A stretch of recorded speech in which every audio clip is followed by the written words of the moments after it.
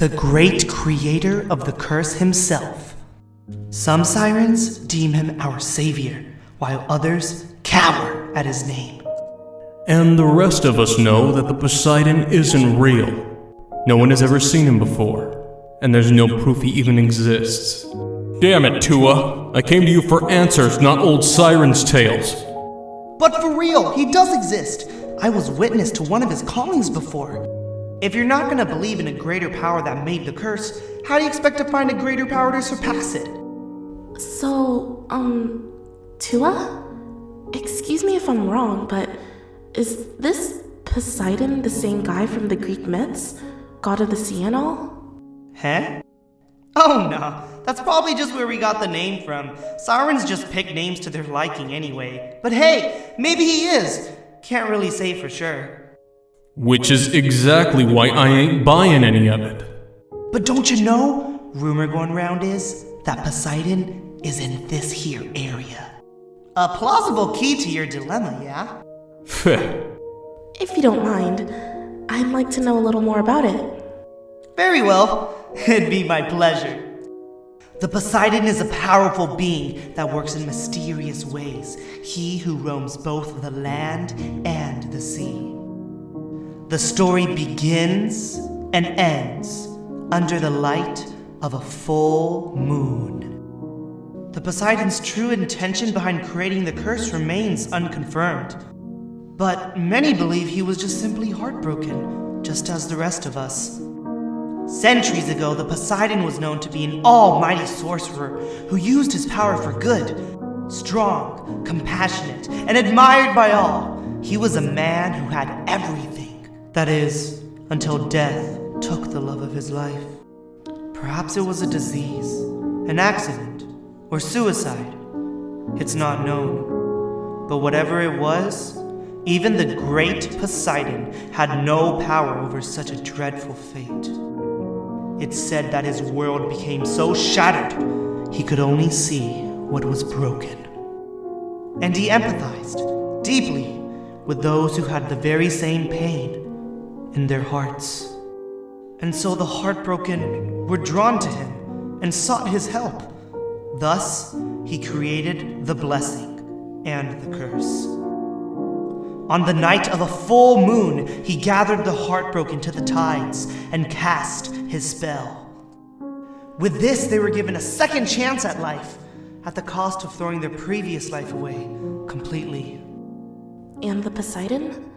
What became of him? Did he also cast the spell on himself? It's a mystery, but believe it or not, to this day, he still lives. You see, every few years, on the night of a full moon, the Poseidon reappears. Each time it's a different place, whether it's on the shore or in the middle of the sea, but it's always the same ritual. With an enchanted conch, he casts his spell and calls all the sirens to that particular area. All sirens who hear the blowing of the conch go into a trance-like state, gathering into one place. This is the Poseidon's calling. And then what happens? Well, from there, I'm not too sure. But what I do know is that once it's over, all the sirens snap out of the trance they're in. It's said that the Poseidon actually selects one of the sirens from the calling and vanishes off with them. I witnessed a calling myself, and I personally believe the Poseidon's intentions are good. It's only natural for us to fear or reject what we don't understand. But what most forget is the fact that we're not bound to this watery grave forever. There is a way out. That's the way the Poseidon designed his curse to be. Thank you, Tua. I appreciate the enthusiasm you have in sharing your story. No props. It's my talent, after all. Oh, talent? Yeah, don't you know? Sirens always retain one particular talent, even after they lose their memories. I like to think of it as a little remnant of our past lives. Talents can vary from all sorts of things, like being an inventor, an artist, or a fortune teller or something. Me, for instance, I'm Tua, the teller of tales. More like teller of bullshit. Oh, and what's yours? Being a rude and pompous narcissist? The truth is, sweetheart, I was bewitched twice.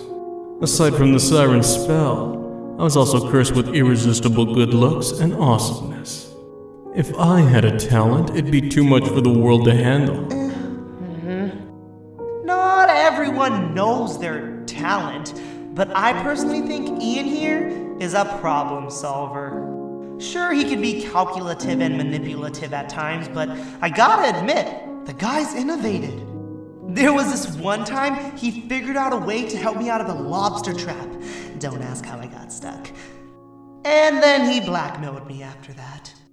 But anyway, how about you, Lyra? Do you have any idea what your talent is? Me? Oh, I still have all my memories, actually. So... Ah, you're lucky. Even if you did lose your memories, a girl as dull as you couldn't possibly have a talent. I think the sun will be setting soon. I should probably start heading back. We'll chat some more another day, yeah? I'll try gathering more info for you guys in the meantime. Thank you, Tua. You've been a great help.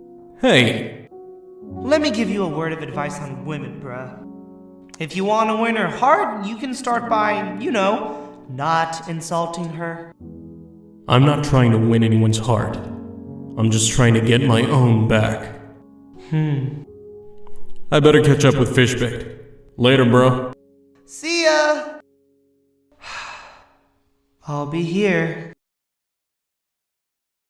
We didn't find a solution, but at least I learned a little bit more about the curse. However, the more aware I am of it, the more I worry what will become of me. I want to go home.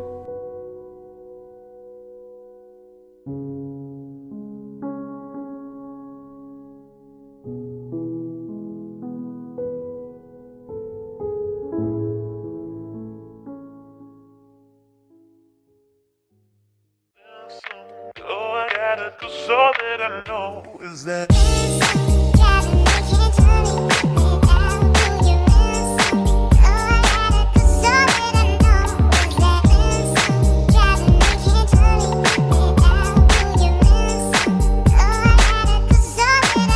all this was new to me, started so casually, and I thought we had agreed there'd be no exclusivity. I thought that